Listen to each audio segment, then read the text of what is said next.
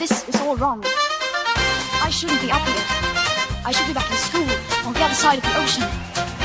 Yet you all come to us young people for hope. How dare you! Boring. Boring. Boring. Okay, get into it. Don't tell us what we're going to feel. We're trying to solve a problem. Don't tell us what we're going to feel. I'm not telling you. Because you're in no position to dictate that. Remember what you're doing. You're in no position to dictate what we're going to feel.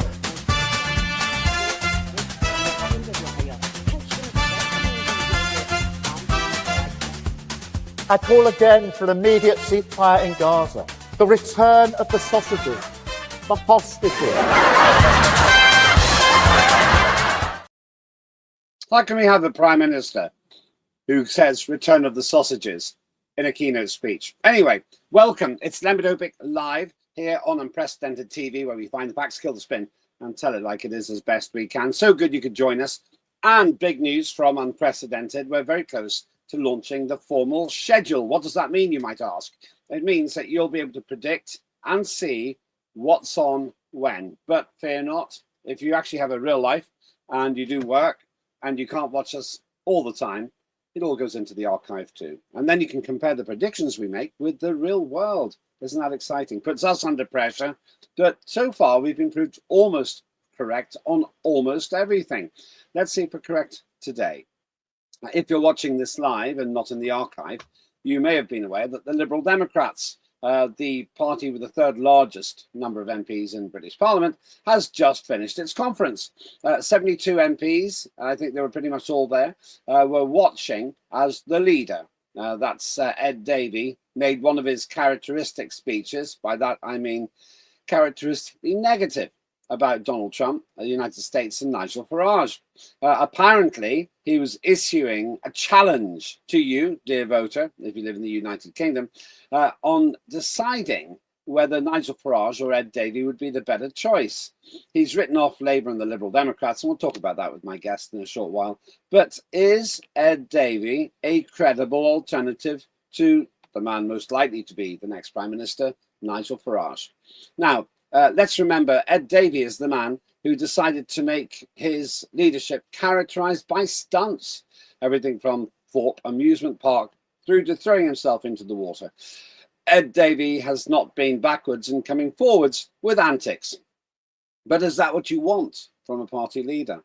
What do we actually know about him and the Lib Dems? Now, I declare an interest. I used to be a Liberal Democrat MP. I used to share a suite of offices with Ed Davey, so I know him very well.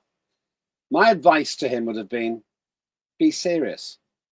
Play the statesman rather than the fool, and be aware that much of the success of the Lib Dems isn't because the Lib Dems went up substantially in the polls, but because Reform stole a lot of the votes from the Tories, and therefore the Lib Dem candidates won by default.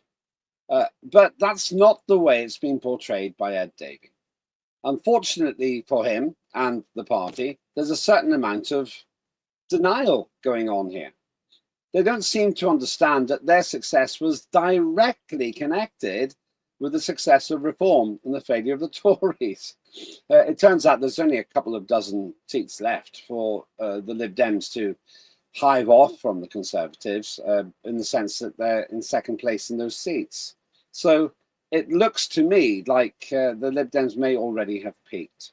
But don't take my word for it. Don't trust me alone on this. Be your own judge. Consider what the Lib Dems have been doing for the last year. And it doesn't seem they've been doing very much at all. Very good constituency MPs, it has to be said. And the individuals themselves, by and large, are very effective. Not all of them, but I think most of the Lib Dem MPs are pretty good. But there is no real narrative there. If there is a narrative, then it's not necessarily one that you might like. But instead of me moaning to you about it, let me get somebody else who's good at moaning as well. It's Nick Buckley MBE. Greetings to you, Nick. How have you been? I'm good, thank you. If we weren't such good friends, I would have declined this interview. The Lib Dems, who cares? It's like talking about paint drying. Who cares? That's not very nice. I used to be a Lib Dem MP. Don't you care about me? What's wrong with me, Nick? I thought you liked me. But the Lib Dems used to be a little bit more of a serious party a few decades ago. Yeah, that's the issue I've got, really. Bottom line, I would never have put you down as a Lib Dem to begin with, really. More of an independent sort of soul. But the background to me was I joined the Liberal Democrats in 1989, when actually, in my view, they were a pretty serious party. They had a serious member of parliament and leader in the form of Paddy Ashdown, who basically did some hard graft in the special boat squad, the SBS. It's like the SAS, but underwater. And he was very persuasive, not a perfect human being, but really charismatic. Now we've got Ed Davey. Just interesting. I presume that you've never been a keen advocate, or at least not for the last 15 or 20 years, of the Lib Dems, Nick. No, they were infected, just like Labour and the Tories were, with this woke, silly ideology of be pink, be fluffy. The world's amazing, the world's perfect, and it's only humans that damage the world and damage society. But if we could leave humans alone, they would just develop and create their own utopia. They believe all that sort of rubbish, and all three parties fell for that. The thing that's wrong with the Lib Dems now is at the moment they have no external pressure. Labour are being battered because they're in power and Reform are taking a lot of their working class votes. Tories are being battered at the election and are still going down in the polls, mainly because of Reform UK. Lib Dems, as quite correctly you stated, I've only got 72 seats because of Reform. But I believe the Lib Dems think they won those seats. I think Lib Dems are looking at their strategy going, this is winning. We've got the most seats we've ever had because of Ed Davey, because he's trying to impersonate Boris Johnson to be a clown. Our policies must be fantastic because people are voting for us. And what they don't realise is no one's voting for them. They won those 72 seats by default, only because Reform took so many seats off the Tories when Reform weren't even that popular. If the election was today, I predict Lib Dems would be down probably to single seats, because they offer nothing. People would have to vote for them because they actually want them, and I don't think people want them. Just like they don't want the Tories and they don't want the Labour. That's interesting that you'd say that. Under Nick Clegg, who I still think was even worse than Ed Davey, the party actually went down to 8 seats. The man was a total disaster area. There's an old joke. Why did Nick Clegg cross the road? Because he promised not to.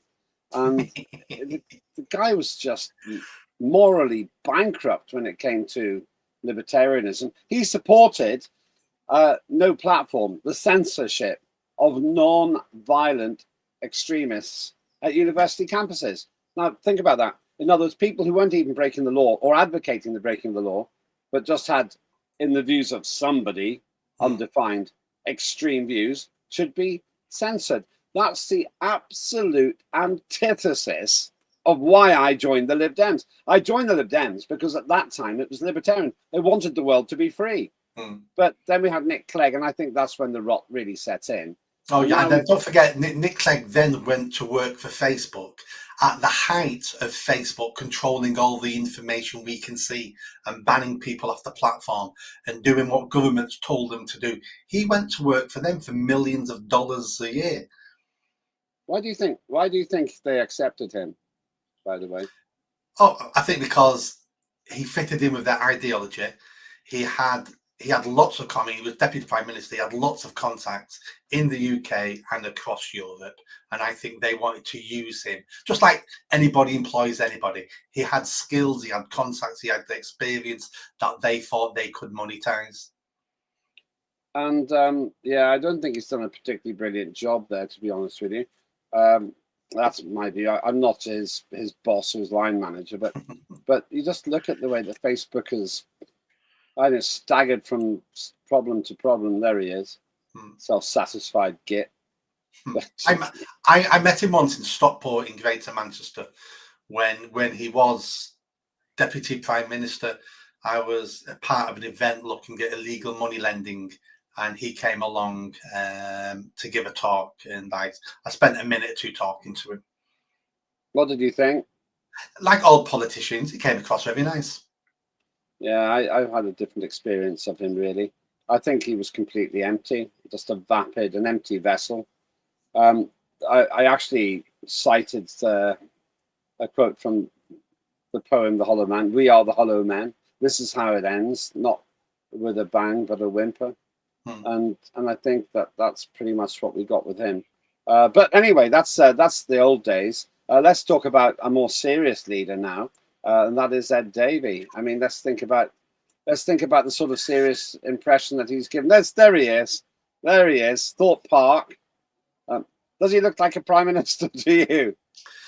I think we've discussed this before. My opinion of Ed Davey is he's seen how Boris Johnson used playing the clown to win the hearts of the British public, and he's trying to repeat the Boris Johnson play. Unfortunately for Ed Davey, regardless of what you think of Boris Johnson, I know I've come to despise Boris Johnson, but he had charisma. He did play the fool, but he'd been playing a fool all his life. He perfected it. Ed Davey now is an amateur trying to play a fool, and he's succeeding because he comes across only as a fool. Yeah, there are so many. I'll just ask if the gallery can put some of the other pictures up. There's so many examples of him doing this. He was challenged during the weekend, during the party conference, for why he does these foolish things. And he said, well, it's the way to draw attention to me, but we have a serious point. That's not it. As you say, Boris Johnson kind of got away with it. That's not what brought him down, because people thought he was quite a laugh. But Ed Davey just doesn't actually have the presence. There he is. There's another example of him. What's he trying to say? The problem is it's called borrowed interest. What does that tell us? Borrowed interest is whenever you do something that draws attention to you, but not necessarily to your cause. I don't understand what he's trying to tell us in that picture. No, I mean, people who like the Lib Dems will vote Lib Dems regardless of them seeing that photo. People who don't like the Lib Dems will never vote for the Dems. The people on the fence will see that photo and go, they're idiots. Because they're already on the fence. They go, he's an idiot. I'm not voting for idiots. People are looking for serious politicians because we're in serious times. The economy could crash any moment. Civil war could break out. There could be violence everywhere. And we need serious politicians. We don't need clowns anymore. What do the Lib Dems stand for in your view, Nick? I mean, I could answer the question because I follow it closely because obviously I'm a former Lib Dem MP. But to you, what do you think the Lib Dems look like to the general public? I know you're a sample of one, but you're a valuable one. I think the Lib Dems brand is basically this. We're Tory light, we're pink and fluffy. If you're a nice person and you don't want to vote Labour, then you should vote Lib Dems because we're nice people. And that's about it. That's it. Okay, that's not really a very strong reason for being. It's not, is it? He was on TV the other day. He got asked 10 times, can a woman have a penis? And he couldn't answer the question. He still stuck. Yeah, a couple of days ago. Yeah, I didn't see that. Yeah, a couple of days ago. He still stuck in the problems we had 2-3 years ago. He hasn't moved beyond. And that was one of the first things at his conference. Was it last week or a few days ago, whenever the conference was? Yeah. There was going to be a motion of having a debate at the conference and then voting on it to see if biological men could stand in women's positions in the party. And before it was even announced that we're having the debate, the trans activists within the party got it pulled. They're still fighting the battles from several years ago. Yeah, this is the problem. I mean, meanwhile, he's been prancing around, and there's another one. The problem is it's so easy to ridicule him. As I say, I know him well, and when I shared an office with him, two things characterized my experience. Number one, he was almost never in his office. His staff basically ran his constituency work and just about everything else. And secondly, there just wasn't much presence there. he let me down very badly. He encouraged me to stand to be the mayoral candidate for the Liberal Democrats. And then whenever I was persuaded, largely by him, to do it, he was nowhere to be seen. And I don't like that. I don't like disloyalty, to be honest with you. But that's my own personal thing. The big issue is that there just doesn't seem to be any presence. In fact, Column's in the chat is saying exactly what do they do, these people, other than acting like clowns? And that's the problem. That's exactly what I'm asking. Ed Davey is barely present in the national media because he's not very interesting. With 72 MPs, he should be more present than just about any of his predecessors, but he's just not there. I watched his speech well, if you're watching this live, it was yesterday. If you're watching it in the archive, it could be any length of time ago. And all he wanted to do was talk about Nigel Farage and this ridiculous idea that the choice is between him and Farage. There's no comparison. Nigel Farage is friends with Donald Trump. That's the most powerful man in the Western world. Nigel Farage got more votes than the Liberal Democrats, but not more seats, obviously. Nigel Farage has an agenda which you can fairly clearly define as being important. I would say, this is my opinion, enforcing British border control, a whole lot more besides. He'll junk the climate hoax, as I see it. Ed Davey decided to have a go at Nigel Farage and say the choice is between me and Farage. But that's ridiculous, Nick, because they're at opposite ends of the political spectrum. Ed Davey's got more in common with the joke party, the Greens, than he has with Reform. What's gone wrong? Because the Lib Dems, obviously I had a lot of faith in when I was an MP. The Lib Dems should be the voice of freedom, and they're not. He's playing to the audience at the conference. So he's trying to say to them, the Tories are done and dusted. Labour are failing. Labour are done and dusted. If those two parties are done and dusted, there's only one party left in this country, and that's the Lib Dems. And if you don't want the Nazi at Reform UK, if you don't want little Trump, then I'm here to save the country. I'm here to carry on the direction we've been going on since post-World War II. Look how amazing our country is. Look how amazing we are as a people. I will continue this journey. And people outside the conference, they'll all believe that in the conference, but outside the conference, people looking at it going, look at this amazing country. We've been declining for decades and decades. We're at each other's throats. You know, the violence could hit any day now. And everyone is sick of all the woke policies. And you're saying that's been a success. You're saying if we want more of that, you're the only hope. And they haven't got a clue. They haven't got a clue. And it's unfortunate, really, because if I ever wanted to be Lib Dem leader, it would be today. Because today is all set up for the Lib Dems. Tories, may not exist in a decade from now. Labour are atrocious and falling in the polls. There's a new party, Reform UK, which anyone can pick holes in. Lots of their stuff because they're brand new, they don't know what they're talking about, and they're flip flopping all the time. So you can pick holes in them. He should be there going and acting like a prime minister. He should be giving people confidence. He should say, these are the things we'll be doing. These are the serious policies. This is the spending for this policy. Forget Reform UK. They're just a flash in the pan and they're a reaction to things that are going wrong. But we've got the answer. He should be coming across like a statesman, a statesperson. But he just keeps coming across as a clown. This is the issue. From a strategic point of view, I think Ed Davey's making a huge mistake endlessly gunning for the Conservatives, because Conservative voters have a perfectly good alternative now, which is Reform UK.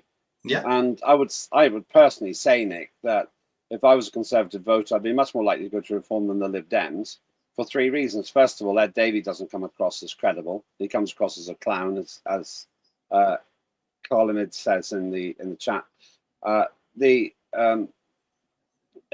Column's also we're in a right old mess, aren't we? And that's absolutely true. Also, as they're all millionaires, why would they rock the boat? That's probably true as well. But certainly Nick Clegg is a millionaire. An unbelievable waste of money, in my view. But But the first thing is that the Tories are in a big mess. The second thing is that so I would, but the votes will go to Reform. The second thing is Keir Starmer is absolutely ruining his own party. Look at that supercilious twit. Doesn't seem to understand how unpopular he is, or if he does, he's not doing much about it. So there's an open goal for the Lib Dems to start taking the middle class Labour vote back to the Lib Dems, but he's not doing that. And then thirdly, he's promoting these balmy policies. After the show, I'm going to have a look at Ed Davey's inability to define what a man and a woman is. It's pretty basic biology, to be honest with you, Nick. You don't really have to be a qualified doctor to figure it out. But the Lib Dems have always, in my experience, been mired in this obsession with sexual politics. Sex is important. Gender is important. Having the right to live your life as you want is important. But it's not key to life itself. That's the point. And when you watch the Lib Dems, you think that they are thinking it's key to life. Did you know that the women's Liberal Democrats actually got into trouble with the trans community, and there was some kind of censorship almost going on there? These are battles and fights that the general public don't have. They're concerned about idiotic tax increases. They're worried about the fact you can't drive an old car into central London without being fined essentially for it, with the crazy schemes of city council. They don't spend all their time talking about whether a woman can have a penis. And yet the Lib Dems seem to have managed to reduce their entire raison d'etre to these issues which are central to a small number of people, but peripheral to most of the country. And by the way, Keir Starmer's no better. He said 99% of women don't have a penis. Well, how did he do that research? Well, yeah, he went to a nightclub and walked around, started cupping people, and yeah, that's a thought I can't unsee now. I'm tempted to raise some other issues he's got now, but I don't want to get sued. I'm not going to get into that. Yeah. It's a bit of an aside, but it's worth a mention. Did you see that Emmanuel Macron, the French president's wife, apparently is providing some kind of evidence to prove that she's a woman? Photographic evidence, she says. Apparently photographic evidence, yeah. That'll confuse Keir Starmer. Well, don't forget Keir Starmer's favourite women do have penises. Well, that's his favourite type of woman. Well, did he actually say that? Are you inferring it? Oh, make a good joke. But before we do get sued, let's go back to Ed Davey. You're right. Ed Davey should be kicking the lunatics out of his party, and he should be trying to win over the moderate Tories and the moderate Labour voters. Because don't forget, if you're in Labour at the moment and you're an eco nutcase, well, you've already got the Greens to join. If you are a commie nutcase, you've got the new Hezbollah party to join, or if you're a Islamist, join there's lots of things you can join. But there's many sensible voters who vote Labour and vote Tories, many sensible voters. And they're looking, and they may not like Reform UK for whatever reasons. He should be attracting all of them into the Lib Dems, but he won't while he's another woke, silly party. Yeah. But, and Ed Davey, I think, made a terrible mistake in his speech. His speech was basically choose between us and Reform. Well, that's not a very difficult choice. He said in his speech, if you vote Farage, you'll get Trump's America. Well, okay, so thank you. I'm voting Reform then. Yeah, exactly. Trump has junked this balmy climate emergency facade. Yeah, I'll vote for that. Trump has thrown all this wokeology in the bin. I'd vote for that. And Trump doesn't seem to be wanting, whatever he's been saying recently, to bankroll an unwinnable war in Ukraine. I know he's saying now that theoretically, somehow, the troubled and incompetent leader, Volodymyr Zelensky, can win all the land back. Yeah, there's a non-zero possibility of it, but it's very close to zero. you know, and I want him. If Trump could be the British Prime Minister, I would take it in an instant. So if you look at it, Ed Davey has made a really dangerous comparison. And in actual fact, I tweeted something yesterday. If we can put my tweet up, that would be helpful. Yeah, I put that up. I said, Ed Davey is asking you to choose between him and Nigel Farage. Here's a picture to help you make your choice. Yeah. And that's the problem. Nigel Farage, he's a characterful chap, great company over dinner, likes a drink, likes a smoke, and a lot of other things.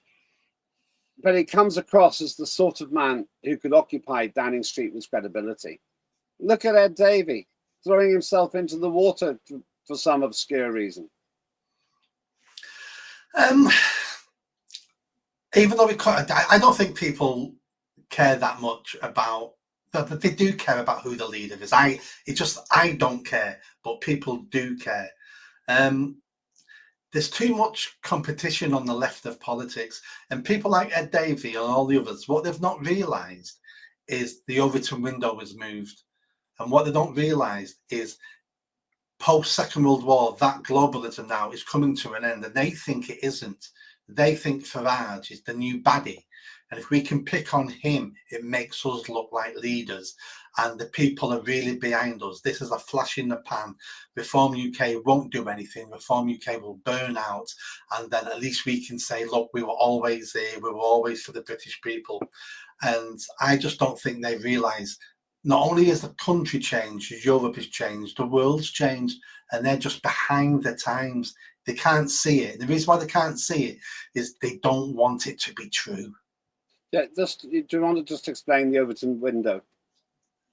Overton window basically is what we're allowed to talk about in polite society. So a year ago, you weren't allowed to talk about mass migration. Mass deportation. Deportating foreigners. Oh no, you sound like a Nazi. Roll on a year. We've got political parties now going, we're going to deport millions. 2 years ago, you weren't allowed to say that a woman didn't have a penis because that was rude. You couldn't say that because some trans women have penises.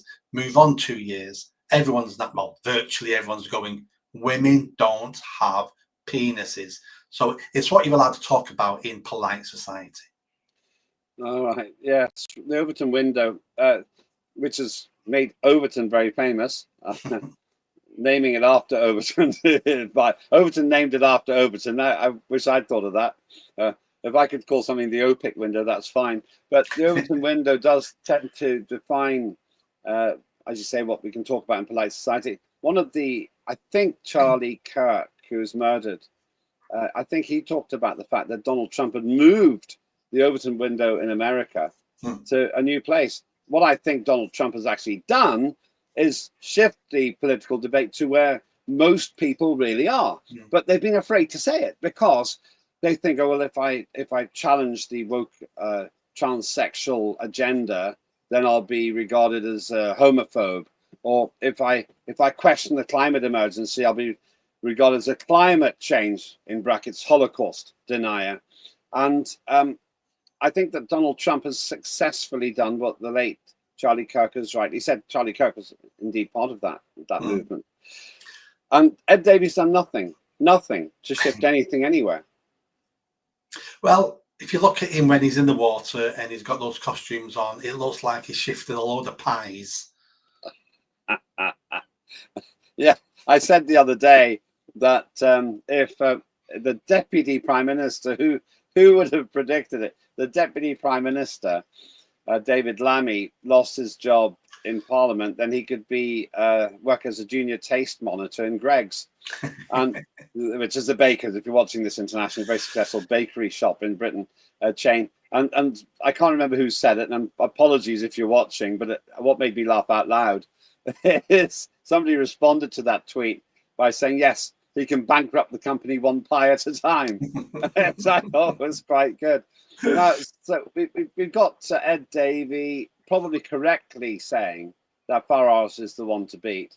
But you watch Ed Davey messing around, but then we've got Nigel Farage in communication and obviously in association with Donald Trump. To me, that's a pretty powerful relationship. And whether you like Donald Trump or not, it beggars belief to me that Nigel Farage was not invited to the state banquet when he would have been the best friend of Donald Trump in the whole room. And Ed Davey was, and he turned it down. Imagine turning down an invitation to a royal banquet. Who's advising him? Politics. He's probably correctly thinking this will go down well with my supporters. Because again, he's anti-Trump. That's why he's anti-Farage and anti-Reform UK.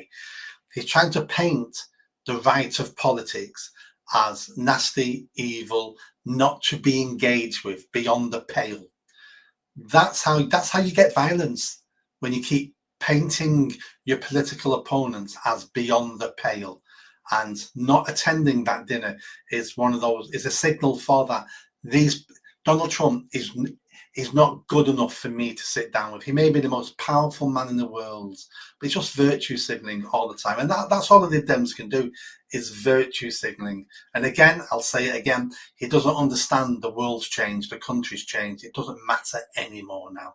And when you see pictures of Nigel Farage stood next to Trump, you have to think to yourself, when was the last time a serious, no, they are serious because they're 35% in the polls, a serious political party was challenging to become the next government and had a leader that nearly everyone's heard of for at least 2 decades, who as you know, who's loved, not loved, but he's known all over the press, and he's friends with the most powerful person in the world. Not just met him, but friends with the most powerful person in the world. And that's why Farage is scaring all these people, because at the moment it looks like he's a dead cert to win the next election.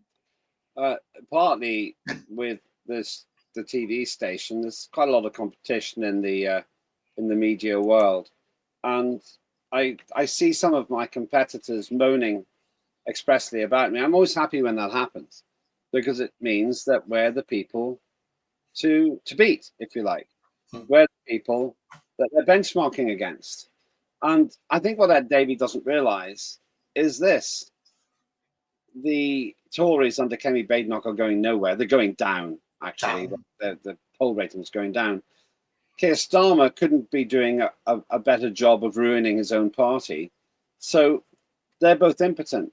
So when Ed Davey starts mentioning, I think, Nigel Farage 30 times or something in his speech, he's simply helping Reform UK. Now, I'm not unhappy about that, but Ed Davey should be very unhappy about it, and his party should be, because he's not going to win any new votes by saying that, because he's aiming at the wrong target. I think Nigel Farage actually put a message out saying that given how obsessed Ed Davey is in Nigel Farage, he'd be willing to pay for some psychiatric help for him. And this is the thing. No one really takes Ed Davey seriously, and it's his own fault.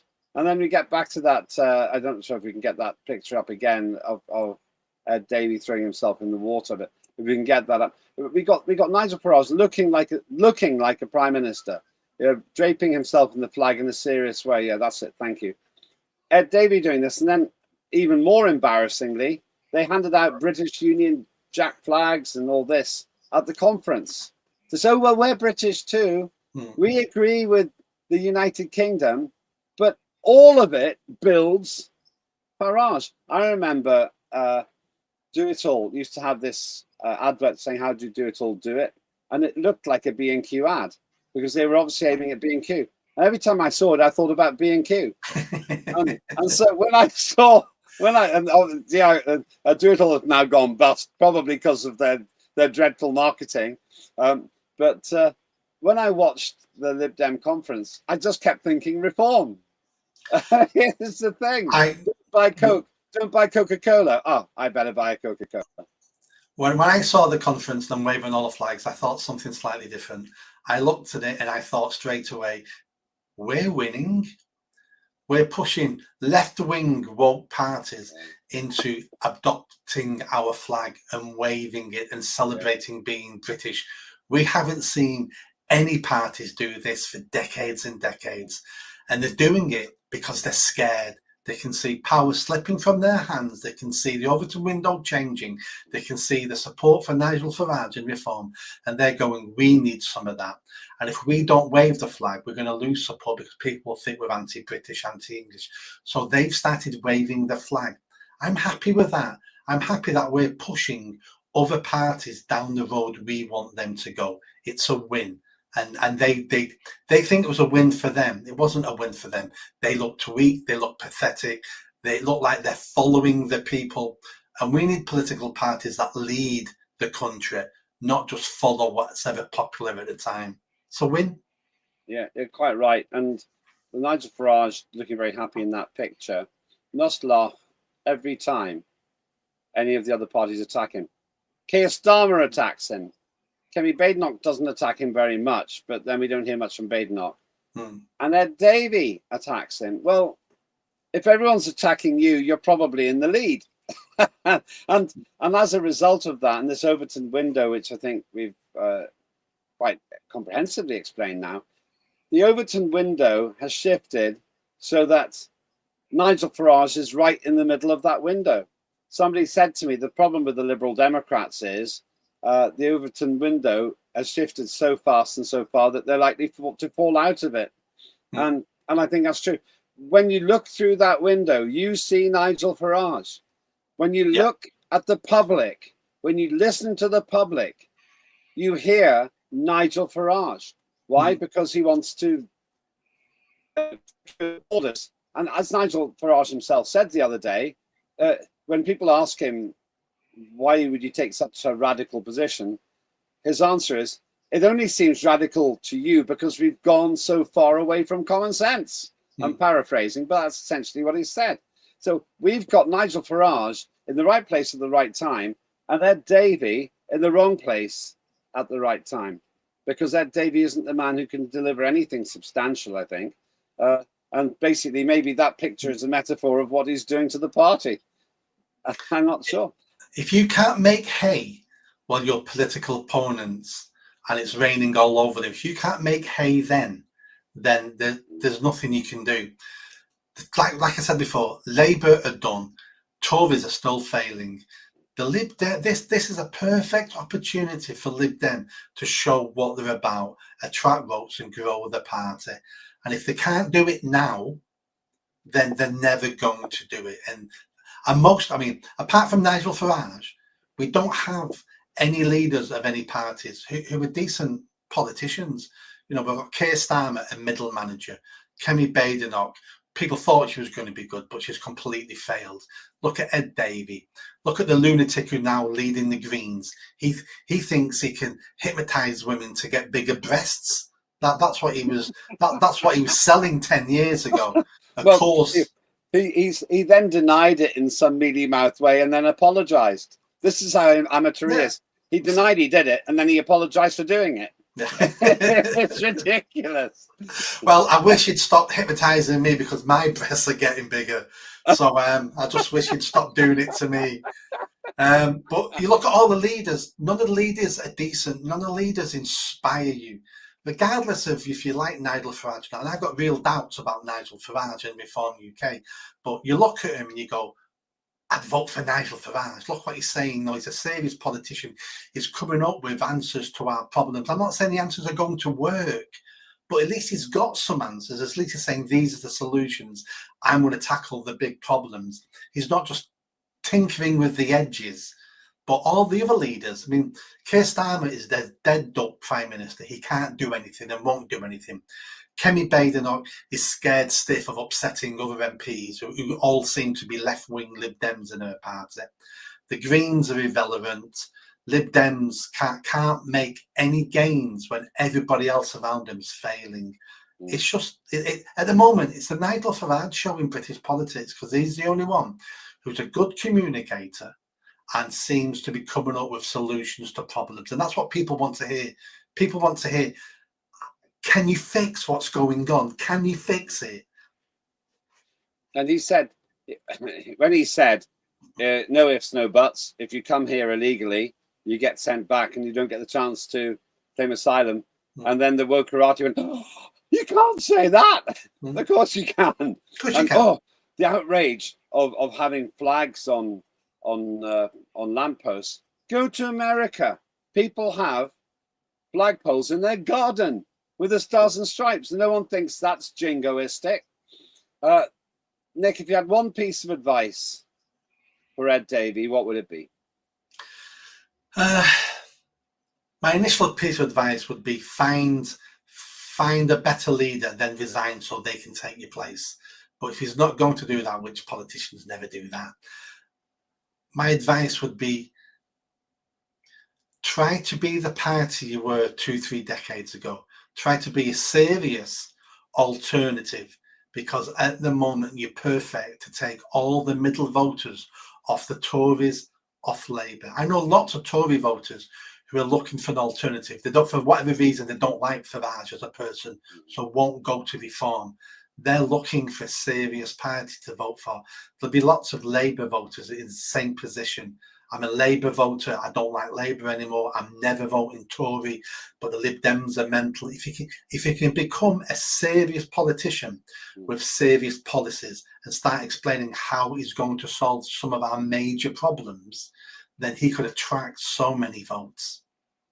Thanks so much, Nick. I don't imagine you'll be standing as a Lib Dem anytime soon. Not unless Ed Davey finds me in a nightclub and cups me. I didn't expect you to say that. I really didn't. And if you don't know what Nick means, I'm not going to explain it now. Thanks so much. That is Nick Buckley MBE. I have your say. Last word to columnists, which is you can fix it now. It says, and you can imagine the lefties grabbing their pearls when Nigel said that. Okay, thanks very much indeed. And big thanks to Nick Buckley MBE. Do have your say. I'll have a look at the Twitter feed in a short while. Lots of other great shows coming up today as well, including Warren Thornton's War Report. But that's all from me for today, this morning. And do please like and subscribe. I know I say that a lot. I really understand the importance of it. Go to Unprecedented TV on YouTube. And please do follow us. It doesn't cost you anything at this time. And thank you to the many people who've already done that. I'm Lembit Öpik. That was Lembit Öpik Live here on Unprecedented TV. Have a great day.